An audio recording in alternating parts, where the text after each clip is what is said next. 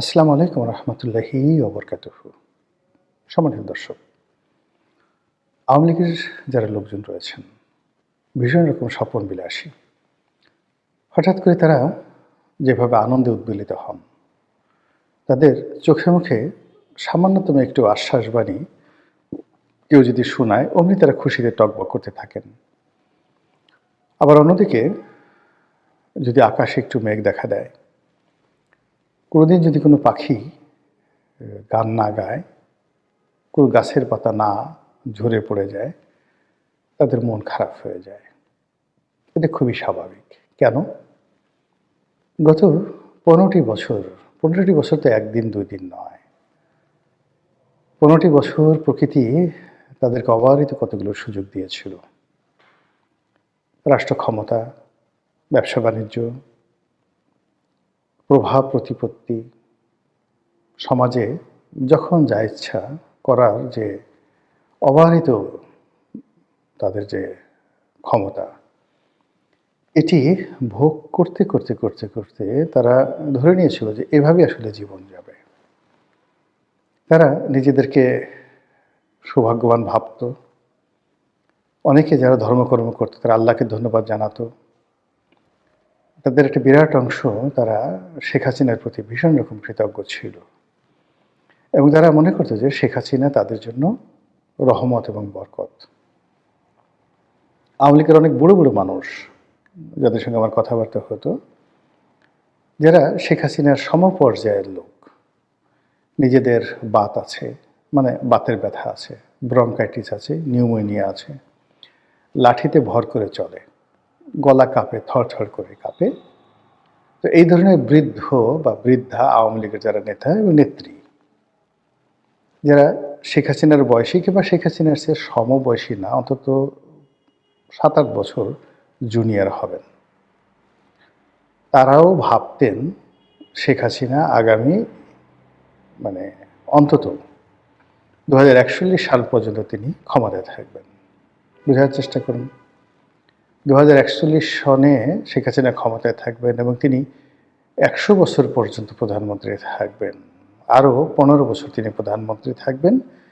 এইরকম চিন্তা চেতনা, অর্থাৎ ১৫ বছর কেন, ১০০ বছর যদি হয়, এখন তার বয়স যদি 78 হয়, তাহলে আরও ২২ বছর তিনি রাষ্ট্র ক্ষমতায় থাকবেন। এই ধরনের চিন্তা শুধু না, শতভাগ বিশ্বাস নিয়ে, আস্থা নিয়ে আওয়ামী লীগের লোকজন হেলে দুলে থাকতো এবং শেখ হাসিনার জন্য দোয়া করত। ঠিক এখন একই অবস্থা।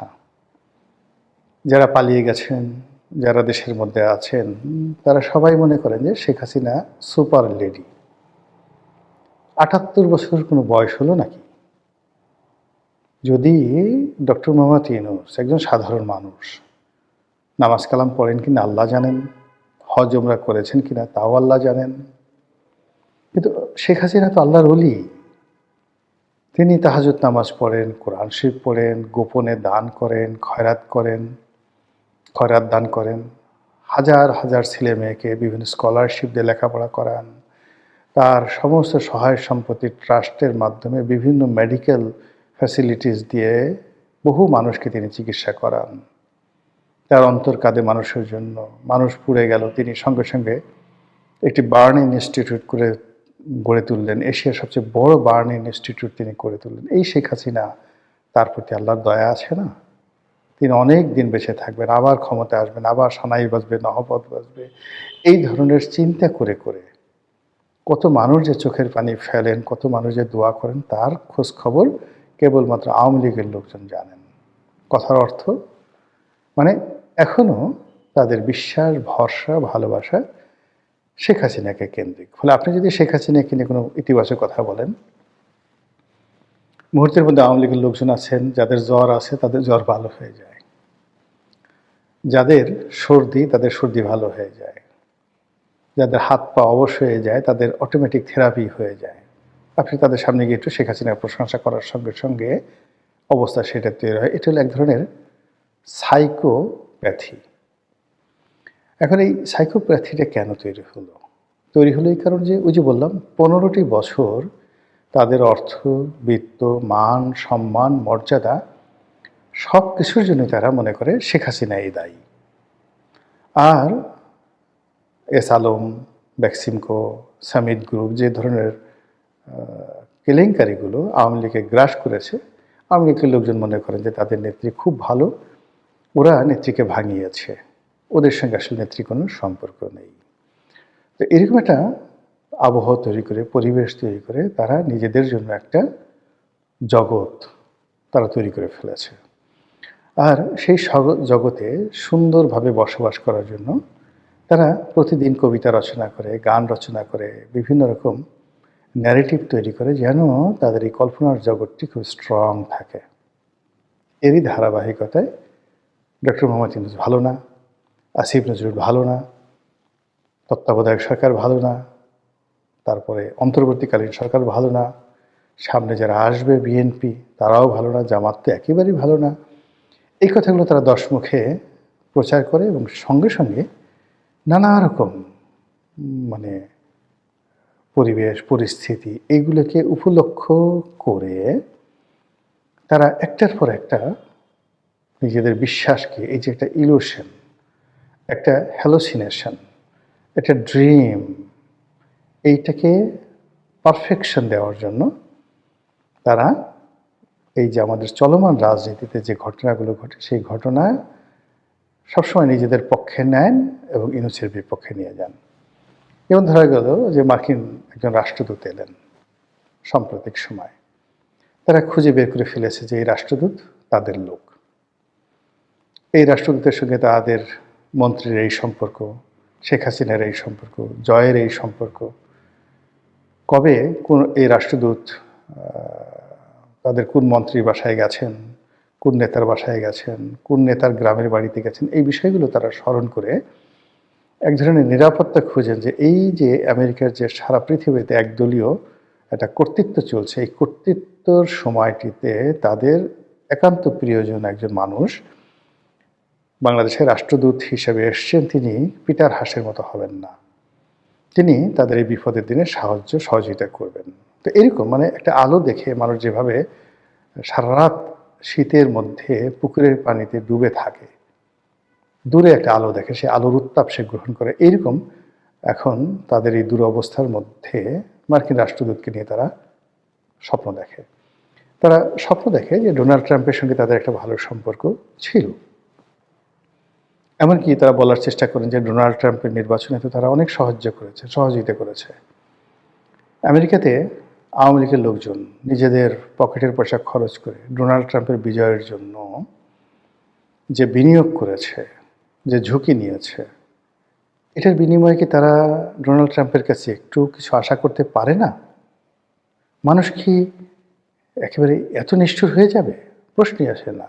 তারা মনে করে ডোনাল্ড ট্রাম্প কৃতজ্ঞ মানুষ, তিনি এখনো পর্যন্ত মিস্টার পুতিনকে ভুলছেন না, সমস্ত ইউরোপের চাপ, আমেরিকার চাপ, তা সত্ত্বেও তিনি ইউক্রেনে তার সামরিক শক্তি বৃদ্ধি না করে তিনি একটা নেগোসিয়েশন করার চেষ্টা করেছেন, এর কারণেও তিনি ব্যক্তিগত সম্পর্ক রক্ষা করেন। একইভাবে তিনি সৌদির যিনি ক্রাউন প্রিন্স মিস্টার মোহাম্মদ বিন সালমান, তার সঙ্গে তার যে ব্যক্তিগত সম্পর্ক, এটাতে একটা রীতিমতো কিংবদন্তিতে পরিণত হয়েছেন। তো সেই অর্থে শেখ হাসিনার সঙ্গে, সজীব ওয়াজেদ জয়ের সঙ্গে তার তো একটা ভালো সম্পর্ক ছিল। তারপরে ওই সূত্রে মিস্টার পুতিনের সঙ্গে, সজীব ওয়াজেদ জয়ের সঙ্গে, পুতুলের সঙ্গে, শেখ হাসিনার সঙ্গে, তারপরে শেখ রেহানার সঙ্গে, রূপন্তীর সঙ্গে, ববির সঙ্গে, টিউলিপ সিদ্দিকির সঙ্গে মস্কোতে যে মিস্টার পুতিনের দহরম মহরম সম্পর্ক ছিল, এটা তো ওপেন সিক্রেট, আওয়ামী লীগের লোকজন এটা জানে এবং এটা নিয়ে তারা কি কিছু আশা করতে পারে না? এই যে তারা আশা করছে, সেই আশার প্রেক্ষিতে যখনই রাশিয়ার কোনো পতাকা উঠছে, রাশিয়ার কোনো বিজয় দেখা যাচ্ছে, ডোনাল্ড ট্রাম্পের পক্ষ থেকে ন্যূনতম কোনো নড়াচড়া করা হচ্ছে, আওয়ামী লীগ মনে করছে এ সবই ডোনাল্ড ট্রাম্প করতেছে তাদের জন্য, অথবা আকাশ থেকে আল্লাহ করছে, বিকজ শেখ হাসিনা ভালো মানুষ, তার জন্য তো আল্লাহ সাহায্য করবেই, এই ধরনের কথা তারা চিন্তা করছে। এবং এটা মানে মন্দ কিছু না, বিপদে পড়লে সবাই এরকম ইতিবাচক চিন্তা করে, আপনিও করতেন, আমিও করতাম। তো এরই ধারাবাহিকতায় সাম্প্রতিক সময় মার্কিন যুক্তরাষ্ট্র থেকে দুজন কূটনীতিবিদ এসছেন মিস্টার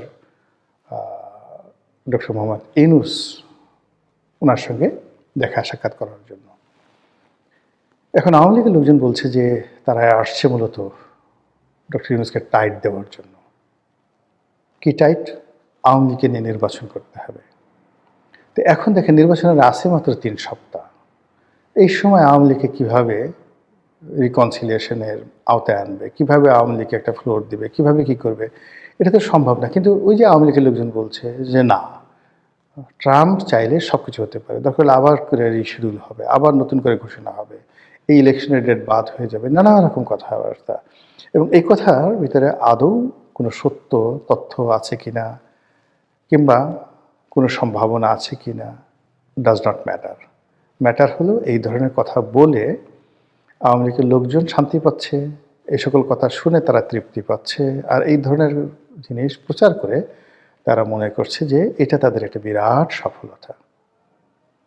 বিপদের সময় মানুষের এরকম হয়। ওয়ান্স আপন এ টাইম বিএনপি যখন খারাপ সময় গেছে, তখন ওই যে মুশফিক ফজল আনসারী, সে হোয়াইট হাউজের যে প্রেস ব্রিফিং সেখানে উপস্থিত হতো, ইংরেজিতে সে প্রশ্ন করত, তারপরে ওই যারা লোকজন আছে তারা মুশফিক বলে নাম উচ্চারণ করত। এই দৃশ্য দেখে বিএনপির লোকের কি আনন্দ যে ইস, মুশফিক যা করছে, সে পুরো আমেরিকান প্রশাসন তাদের পক্ষে নিয়ে আসছে, কাজেই যখন সুসময় আসবে মুশফিককে এই কাজ করা হবে। তো ওই সময়টিতে আওয়ামী লীগের জমানাতে আমেরিকাকে কেন্দ্র করে মুশফিক ফজল আনসারীর কর্মকাণ্ডকে আওয়ামী লীগ যেভাবে নিত, এখন আমেরিকা, ডোনাল্ড ট্রাম্প, তার পররাষ্ট্রমন্ত্রী, তার ভাইস প্রেসিডেন্ট, বাংলাদেশে নিযুক্ত রাষ্ট্রদূত কিংবা দক্ষিণ এশিয়া বিষয়ক যে কোনো কূটনীতিবিদ কিংবা পররাষ্ট্র মন্ত্রণালয়, যেটাকে ওরা স্টেট ডিপার্টমেন্ট বলে, সেখানকার কোনো কর্তা ব্যক্তি যখনই বাংলাদেশে আসে আওয়ামী লীগের লোকজন স্বপ্ন দেখে এই বুঝি আবার তাদের নেত্রীর জয়গান শুরু হলো, এই বুঝি তাদের নেত্রী ফিরে এলো, এই বুঝি তাদের আবার সেই জয় বাংলা জয় বঙ্গবন্ধু স্লোগান চালু হয়ে গেল, আবার সেই সুখের স্বপ্ন। এভাবেই সময় চলে যাচ্ছে। সময়ের নিয়ন্ত্রণ আল্লাহর হাতে। ক্ষমতার মালিক তিনি, যাকে ইচ্ছে তাকে ক্ষমতাশালী করেন, যাকে ইচ্ছে তাকে তিনি ক্ষমতা থেকে টেনে হিসড়ে নামান। কাজেই এখন যারা ক্ষমতায় আছেন, আগামীতে যারা ক্ষমতায় আসবেন, এই সমন্বয়টা মহান আল্লাহ রাব্বুল আলামিন কীভাবে করবেন সেটাই দেখার বিষয়। আসসালামু আলাইকুম ওয়া রাহমাতুল্লাহি ওয়া বারাকাতুহু।